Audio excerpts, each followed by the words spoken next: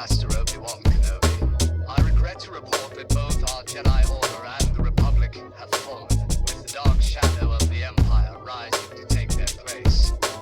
This message is a warning and a reminder for any surviving Jedi. Trust in the Force. They've outgrown their age of rebellion, dulled the Empire's edge, defeated Imperial generals and the Pirate Queen's dredge. They've been soldiers and scoundrels, what's there left to be? How about lost acolytes looking for their force and destiny? There's a seer, hermit, investigator, and teacher. Better watch your back or a vibe or ring's gonna reach you. Will this team find the light or will darkness win the day? Find out with the heroes of the Hydian Way.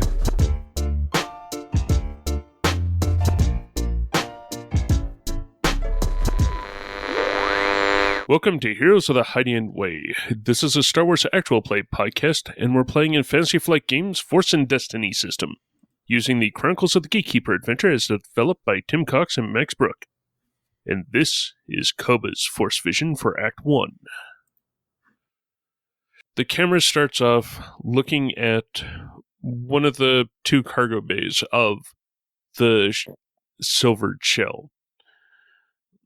Looking down at Koba, seeing some of the various artifacts that are around in the large diagram of interconnected points that are starting to show on the cabin wall.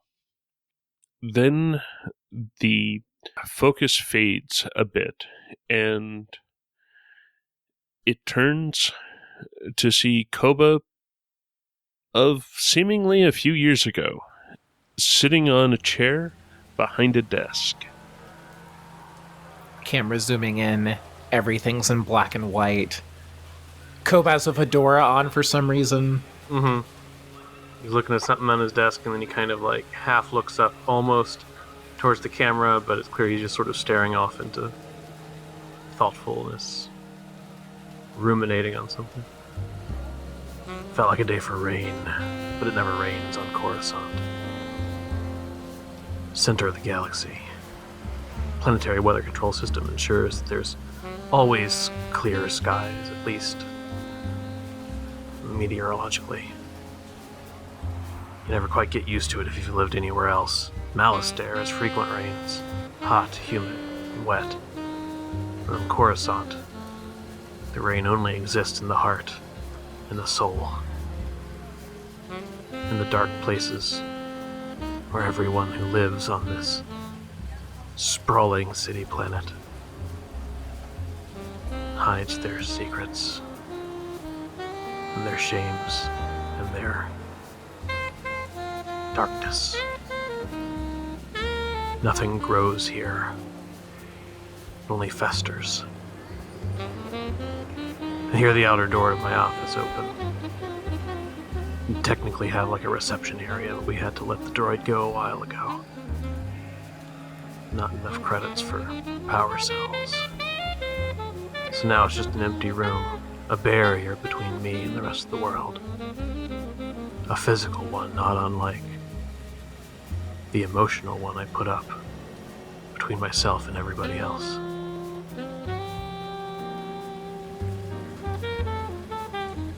Then, my office door opens, sliding somewhat ungracefully on poorly maintained tracks.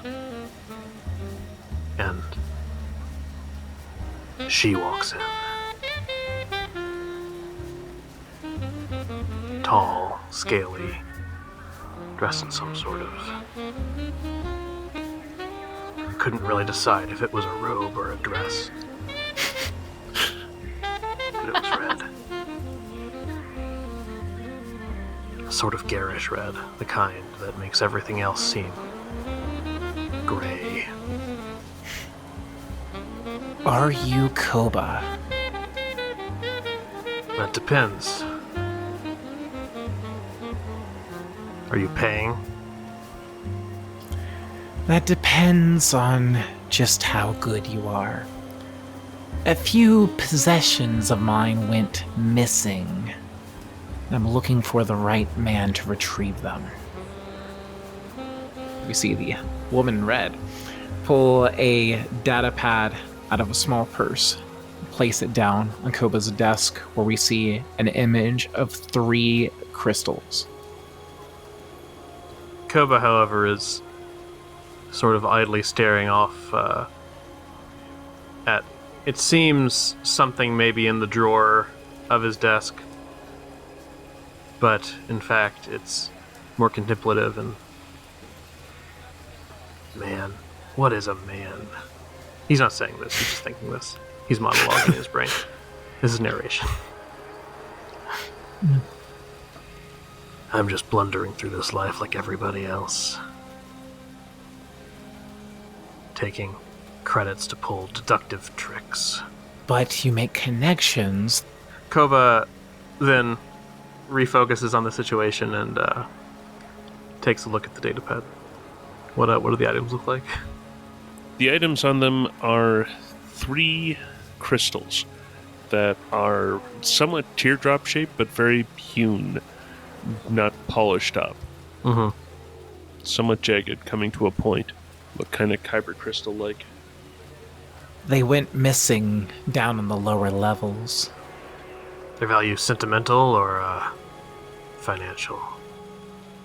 A bit of both. I can pay you quite handsomely if you're able to retrieve them. There might be a little bit of danger involved. I trust that's no problem for you. It's an extra fee. Do you know who might have taken them? Or why? Why is certainly because of their value. And in more ways than just financial. As to who, I'm not quite sure. But I'm sure you can find an adequate starting point. She'll relay what she does know in terms of when they went missing. Location down in the lower levels of Coruscant. As Kesh explains all of these details, Koba gets up out of his chair and sort of saunters over to what passes for a window to his office. His office is pretty deep, still in the city, albeit maybe not in the lower levels, so window is a generous term for, sort of a narrow slat that opens up onto like a alleyway, essentially. But he kind of watches out of that as Kesh gives the rundown of, like, the specifics. Something didn't sit right with me. I felt like there was some part of the story that she wasn't saying. Some purpose behind her request that wasn't simply to reclaim lost belongings. I felt like I'd only just seen the eye stalk of the Dianaga, not the full creature. The woman in red pulls out a stack of credit chits, lays them down on the desk. I trust this will be enough for a retainer fee. It will be 5 times that amount per crystal you can recover. Koba turns, picks up one of the chits, and then eyes it in the dim light, kind of verifying that it looks genuine, etc. This is more than enough for me to at least look into it. Undercity's a big place, though. What little you were able to give me, I can narrow it down, but it'll take time. Then I suggest you get started. Well, anything else going on today? Other than brooding? Not a very productive activity. It's a necessity in this line of work. I didn't catch your name. Kesh. Very well then. I'll contact you when I have something. As long as you don't take too long. Like I said, this takes time. This is not easy. She flashes a toothy grin. Then, as I said, I suggest you get started. She'll get up. Sort of take... I imagine over top of the red dress there is some kind of, fur from some sort of animal. She'll take one end of it, sort of throw it back over her shoulder like a scarf. And then I'll walk out of the office. Perfect. Just like a womp rat boa. Koba grabs his hat and coat, I guess, neither of which he wears anymore. Yeah, fair enough. Did he ever wear them? Who knows? This is a vision. Exactly. And heads out. I was going to say into the night, but really, it's Coruscant. You can't really tell, certainly below the upper levels, what time of day it is. Yeah, once you get down, it's always night. It's always sort of dark and brooding.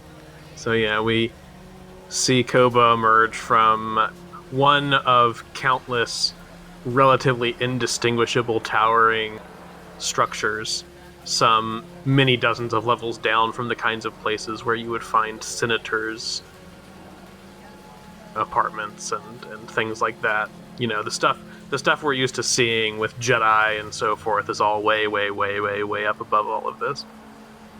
The walkways are still pretty grimy and ill-kept.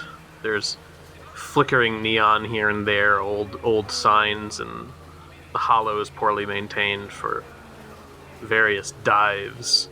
The occasional ill-maintained speeder trundles by. You know, we see Koba, like, flag down a cab, probably. A droid-controlled cab with the classic checkers along the side and yellow paint otherwise stops almost immediately as soon as Koba flags him down. Level 117. Right away!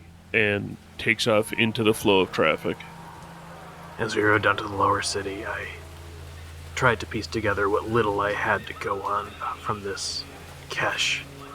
Something about the crystals struck me as familiar. Something nagged at my mind, like a regret I didn't yet recognize. Everybody knows the upper part of Coruscant, where the rich and powerful have spacious apartments and state-of-the-art hollow technology, and once upon a time, even Jedi walked among them, but nobody thinks about the lower part of the city where most people live. Just vast caves of steel where everybody scrapes by little, credit by credit. The cab itself comes down, lands on... For most of Coruscant, it's built onto the side of these towers. About every 20 levels, there's a pavilion type thing, but there's still always a way to go lower. You're talking massive width, like 10-lane speederways could fit in between the different pavilions attached to the side of the different towers. And the cab comes down onto one of these, and it's big enough that you could hold 3 football matches side by side and still not take up the whole place.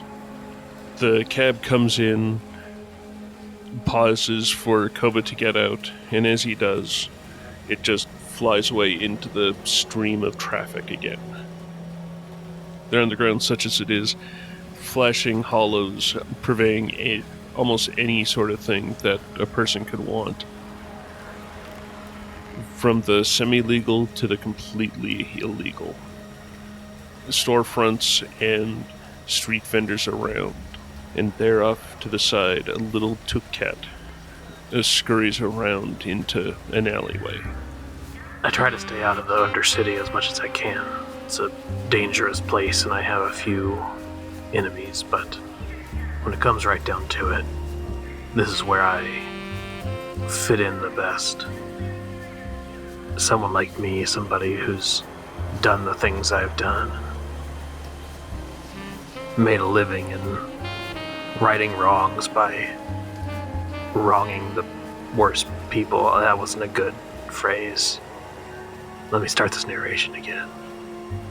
People like me, people who have done the kind of things I've done.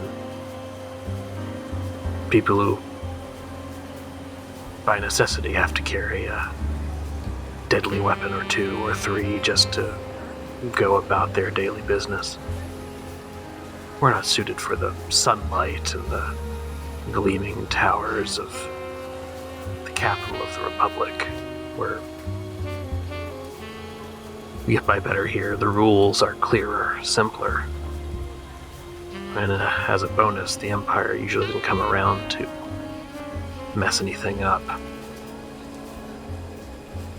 I spread a few credits here and there with some of my contacts, asking a little bit about if there's anyone in town who might have heard about these crystals, or even just a few of the usual suspects, the kind who traffic in things like stolen antiquities and valuable gems. They get a lot of shaking heads before finally one of my friends generously points me in the direction of a seedy cantina. See, I saw the Lars man coming around, and he was heading off to the Club Pelagius, trying to offload some crystals or something that he just got. He seemed very skittish. Someone was after him or something. Thought he could find a fence there for some reason. Down here, odds are good that he's right. Not about the fence thing, but about the somebody after him thing. Thanks. I'll, keep your nose clean. Till next time. As much as I can. Got any salt? I flick on a 50 credit piece as I head back into the crowd. Plagueis. Yet again, another connection. He always raises his head somehow. I know a decent shortcut to where the club is, and soon enough, I come out on the solitary street, such as it is, opposite the brilliant hollow lights of the club. I approach the doorman. This one being a tall duoton with those wonderful chin horns, done up in a vest and shirt with the bicep girders, and haven't seen you around here in a while. Haven't had business down here in a while. Yeah. You gonna let me in? Gives you a quick look over. Well, you don't seem to be looking for trouble, so this time, and opens the door behind him, which seems to be like a bank vault door that then opens up inside, or at least that sort of gauge of material. Sure. Almost like they're expecting, I don't know, Jedi or something to come. Koba heads in, weaves among tables and so forth towards the bar, grabs a bar stool. Well, if it isn't our dark detective, haven't seen you about a bit. As I told your door guy, I haven't needed to be about a bit. Yes, but I feel like you were in the middle of something and then you weren't, and I feel like there's also this tab I have right here. Just a thought. Look, I told you last time, I'm good for it. Takes a moment. Okay. I know you like to cling to your past and all that, but bar tabs do not count as traumatic backstory. How can I help you today? I'm looking for somebody who's looking for a fence. Don't need many fences down here. Nobody has a garden. You know what I mean? I do. But I feel like you've also learned that poking your nose into things gets people face down in a puddle of unpleasantness. You could say that about just about any kind of business that goes on down here. Who sent you my way? I don't like to disclose my sources. You wouldn't want me to tell somebody else what you tell me, do you? I don't like to disclose my clients. Get sensitive. What were you looking to peddle? Excuse me, what were they looking to peddle? Koba will activate a hollow of the crystals. Look familiar? cannot say I've seen them myself, but I do know that I've seen an Eloman admiring some shiny objects in the past. You know anything else about this Eloman? Well, much like our famed detective here, he doesn't like to pay his tab, but he also likes booth seats, U-shaped, facing the door. And as you know the shape of my place, there's only a couple of those. Yeah. Weren't you going to be working with a partner at some point? Got the wrong tints. I see. That's in the past. Well, I suppose we let go of the wrong things sometimes ourselves. Do you want a drink for the road? Something else I'm trying to let go of. Maybe you should get let go of giving people tabs. I don't know. Maybe you should let go of asking for money in general then. Hey, on the house. Slides a little blue bottle at you. It's like a soda or something. It's not actually alcoholic. Yeah. Is it sealed? Is it something that's like... Yeah, it's like one of those mini bar bottles. Okay. As soon as Koba picks up the bottle to check to see if it's sealed, a blaster bolt flies from the door going into the back over to one of the U-shaped booths. And the question I've got is, which direction does Koba look first? Towards the booth? Right, and there you see a slumping Eloman who is sagging forward onto the table in the middle of the booth. One hand out with a upended whiskey tumbler. Koba looks over to Hillary and says, if you ever want to collect that tab, you might want to make sure that he's still breathing when I get back. And then Koba will take off in the direction the blaster bolt came from. As you're chasing, you go through the kitchen area very quickly. You see that this is a very, very tall person with a pretty tall head as well. They seem to be in a dark cloak as they're dashing down the alleyway from here. As we were saying, there are huge buildings, and this alleyway just sort of seems to be like in the middle between two high-rises. It goes down and you can see like a dumpster to the side. There's enough room for like the garbage collection droids, but that's about it. Maybe get a speeder down the back alley, but Yep. be dangerous. Fences every now and then. And yeah, this tall person is racing off into the distance. Stop! If you don't want any trouble, stop. Koba draws his pistol and points at the fleeing perpetrator.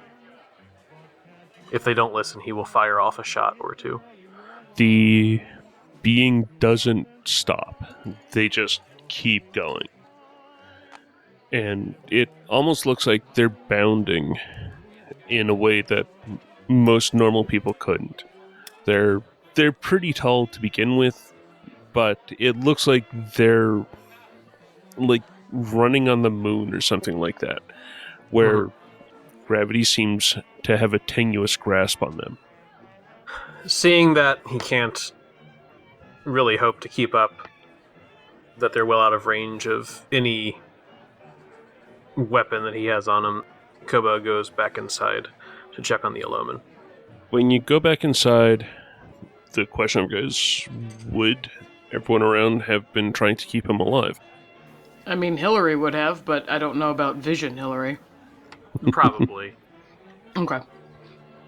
So, Hillary will have everyone kind of pushed back, brought the bouncer in to kind of keep people away, and be administering basic kind of care. Is the Eloman still alive, Ben? At least for the moment, yes. The Eloman is still alive. You feel up to answering a few questions. Yes. And as you start focusing in on them, the spiked head of the Eloman and the red skin, which relatively standard Eloman, seems to almost melt away into a more slightly aged green skin with facial tattoos. Yeah. What do you need to know? What do you know about some crystals? Somebody wanted them. Somebody was willing to kill for them. What do you know?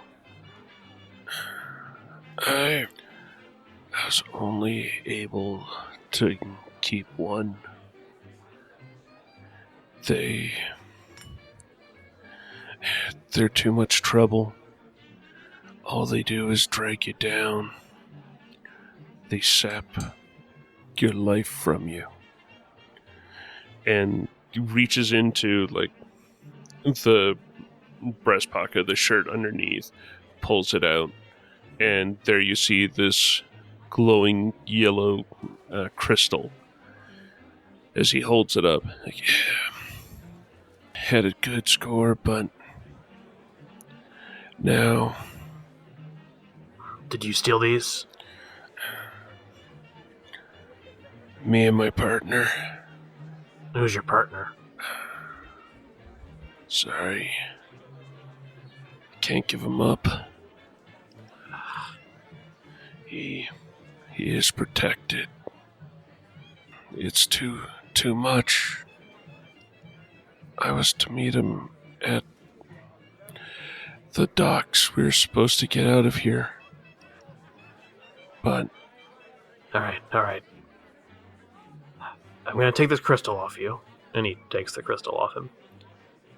Alright. And you are going to not die because you owe this gentleman some money. And Koba tips his hat at Hillary and leaves. I would thank you kindly for not dying either. No promises. Dang it.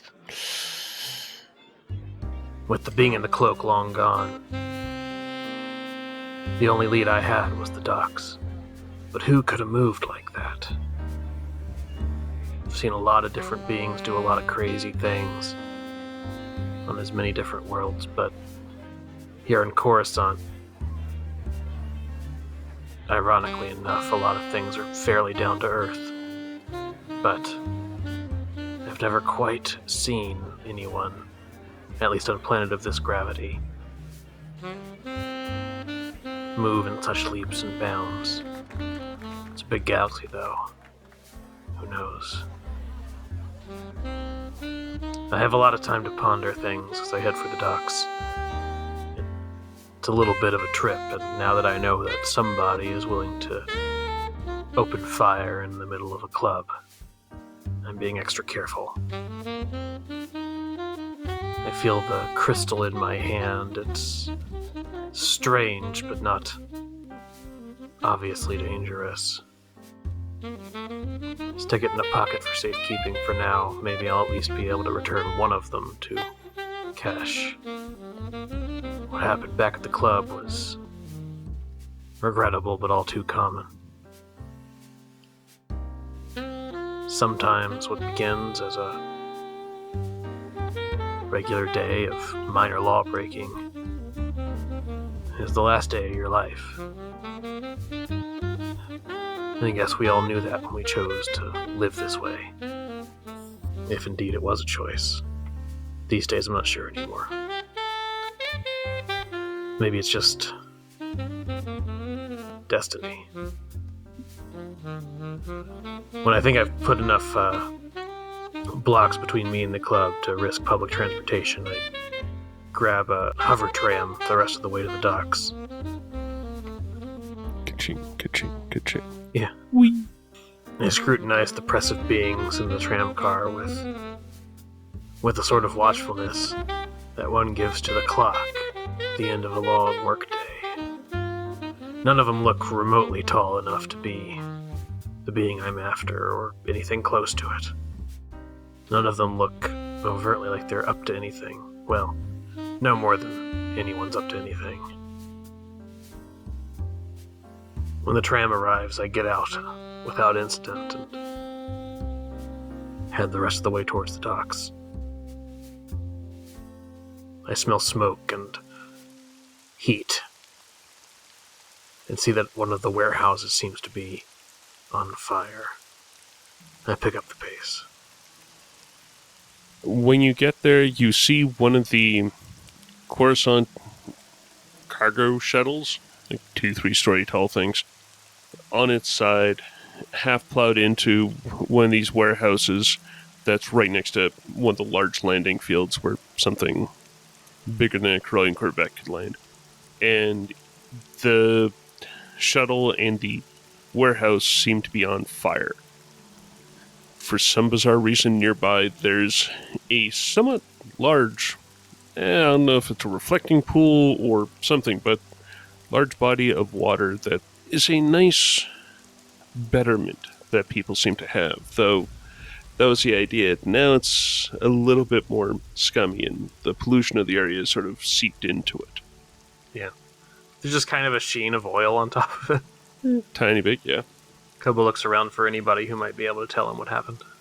When you look around, you do notice that there is a tall Kalaran individual sort of bopping around, looking from the burned warehouse and sort of looking over people's shoulders, and then takes notice of you, sort of makes their way over, almost sort of skipping. You know anything about what happened here? Golly gee, mister. Are you here looking for the being in the black cape? Why do you ask? You look the type. Is there somebody else looking for the being in the black cape? No, but, I mean, he seems a real bad sort. He set that warehouse on fire and they just took the run out. Probably thought they got off a good clean sneak, I betcha. Did you see which way you went? We just sorta jumped off into the distance. It's real weird. Yeah. But which way? Did you see anything that might point a direction? And the Kalaran sort of ushers you in closer.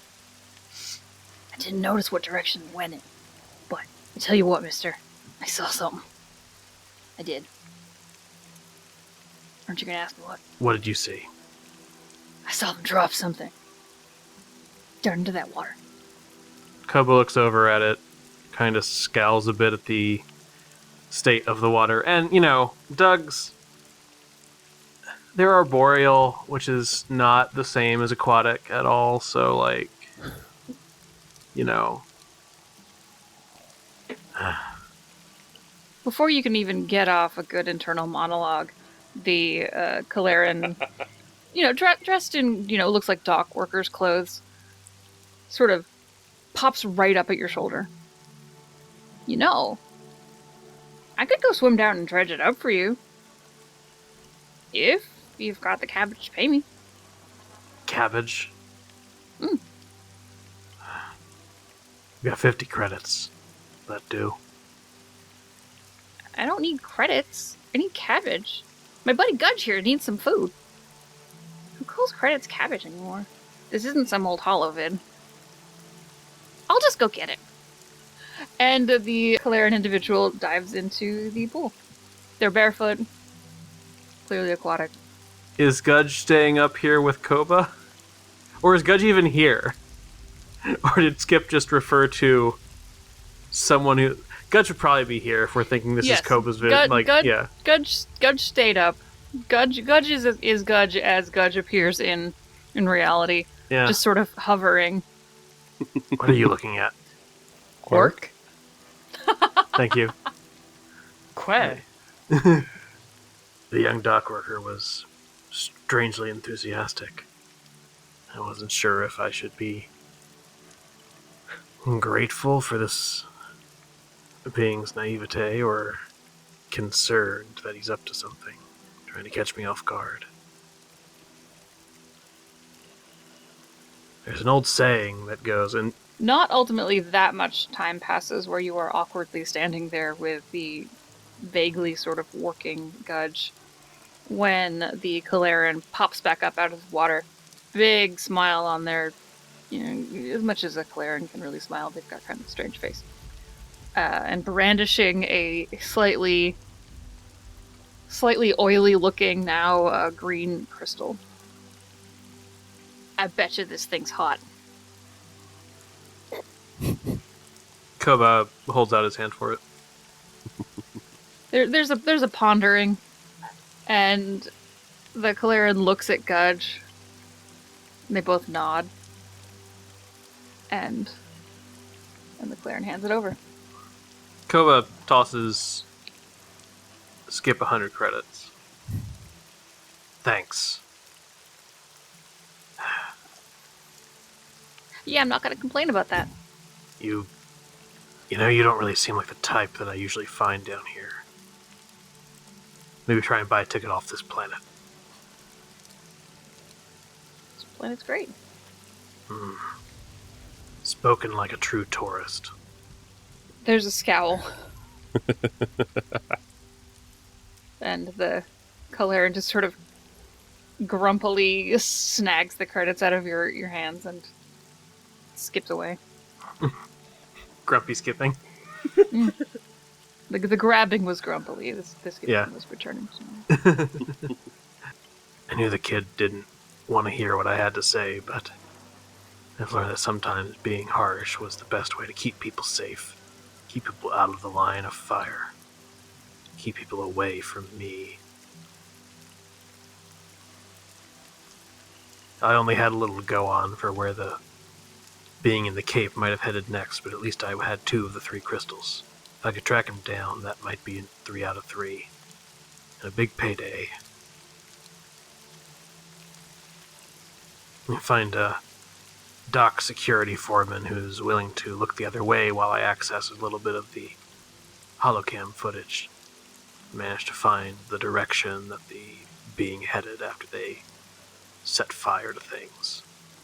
Soon enough, I'm back on his tail. As you've gone down and down, now you're getting closer to the base of the center of government. Like, you've got that giant megalith that the Coruscant Senate building is, and then there's another one that's pretty close by that's squared, that's the Jedi Temple. And you seem to be getting closer and closer to the actual base of that temple. You can see where the city itself has sort of molded it around where the temple is. This is one of the few places where the cavern opens up and you can see up the side of the temple. And there's a good half-mile separating the edge of the city and the seemingly sheer rock of the temple going up, where if you want to climb for like 3 days, you could probably climb up this. But it's going up, and where it stops, it's also going down.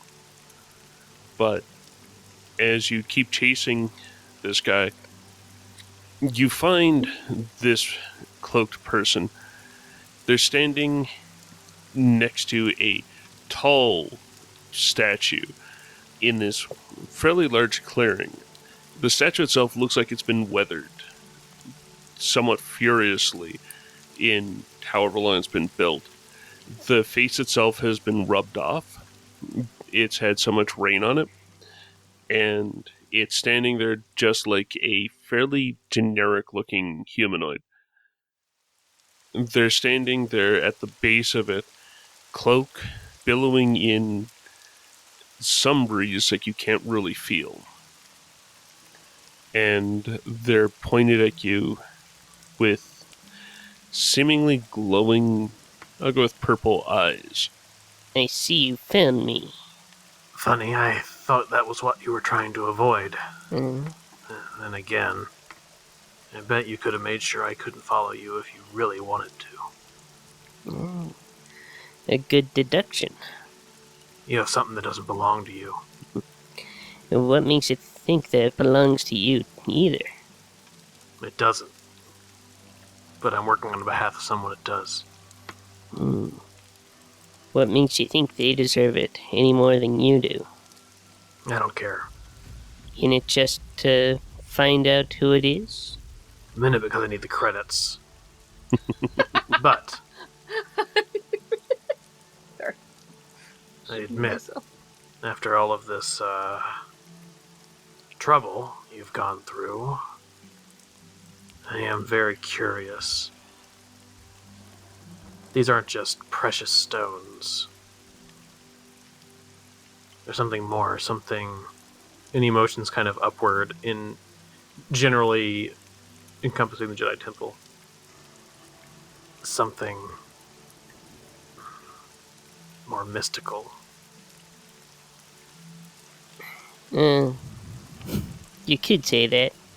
And as you're moving your hand at the Jedi Temple, sort of encompassing all that, this person will stand up, and when it looked like they were about 6.5 feet before, as they're standing up, it now looks like they're pretty close to like 8 feet. You can see more of a squarish head to them. Like, it's a tall head, but still pretty squarish. And a distinct lack of a nose underneath the glowing purple eyes. And 3 really long fingers and 2 stubby ones on the hand that's holding the crystal. Between a single finger and thumb, but just those are huge. Yeah. I did seem to want you to find me. I want to make sure that the right person found this. Why? Because do-gooders just cause more problems. They look for a solution, but never the ends. You saying, like client's a do-gooder? May have tendencies that way, but they also may have tendencies the other way, where they just want to see everything crumble. Both of those don't know what they actually need. They need someone to show them. They need someone to take some control, to show them the way, and to enforce it.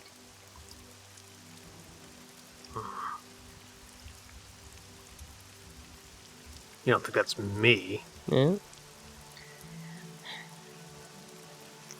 I think you could be the voice in the ear.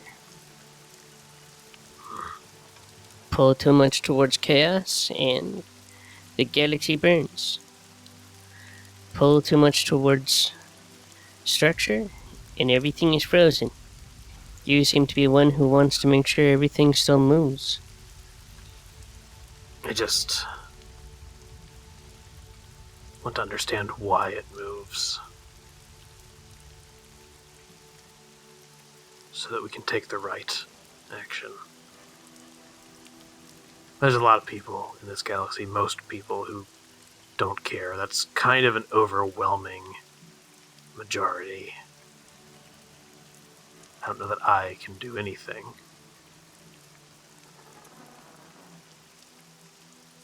Not for one being, certainly not for many others. I've tried. The people I've tried to lead, well,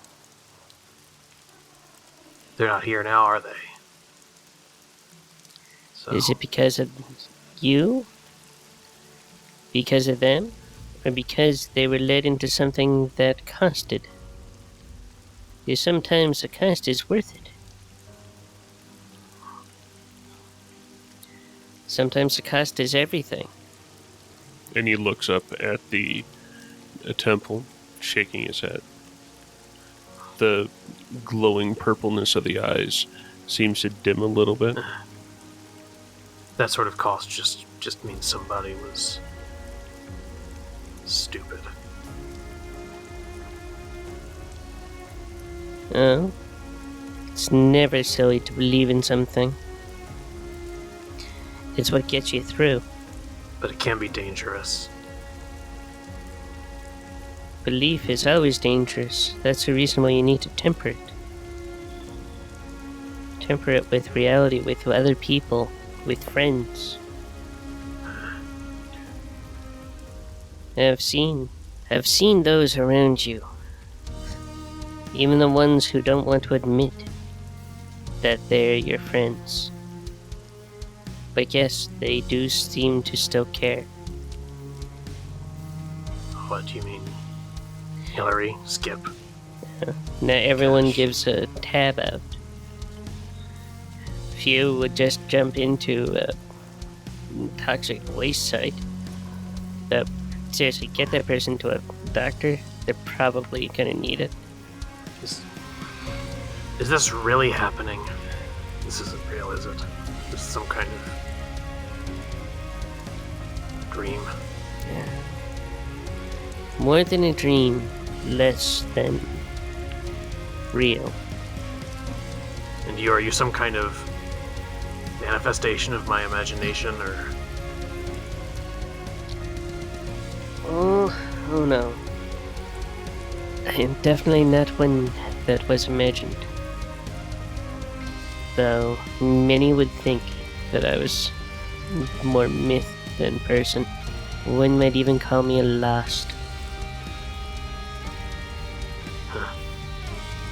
Well, I'm guessing you are not one to make it easy for you to find. You gonna give me the last stone or not? The last stone will be here when you need it, but not before.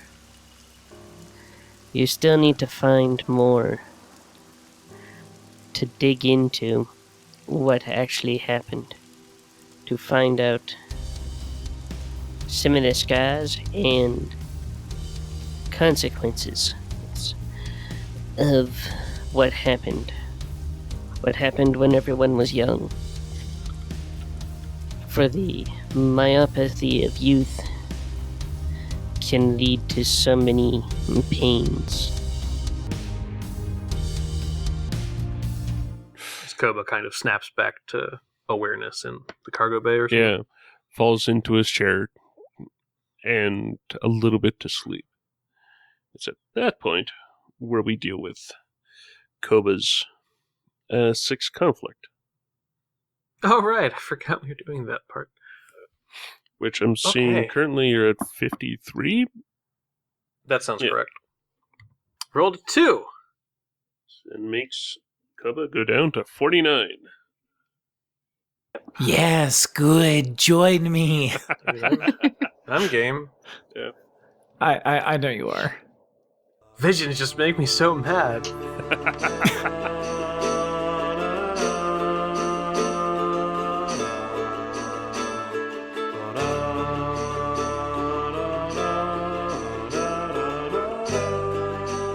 Thank you for listening to this episode of Heroes of the Hydian Way. You can find show updates on Twitter at The Hydian Way, and you can find me, Ben, on Twitter at Deuteriumice.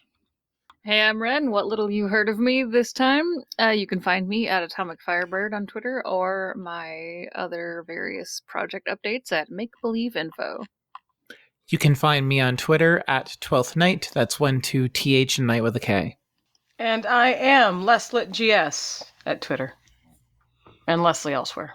And I'm Blue of the Ken on Twitter. And my Star Trek actual play, Endeavor the Maelstrom, is on Twitter at Endeavor Show. You should listen. ENDEAVOUR. Show. It's awesome. Christine's also there. Thanks. I'm there in spirit. And we're all at thehydianway.com, where you can find previous episodes.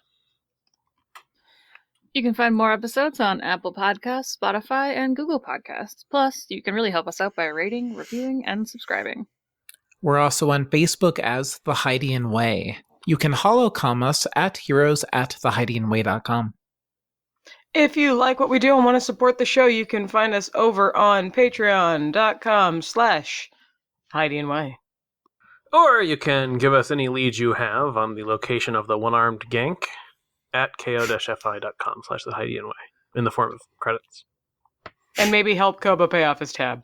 Yeah, that's a better his one. vision tab. That's a better one. Or you can help Koba pay off his vision tab at ko-fi.com/thehydianway.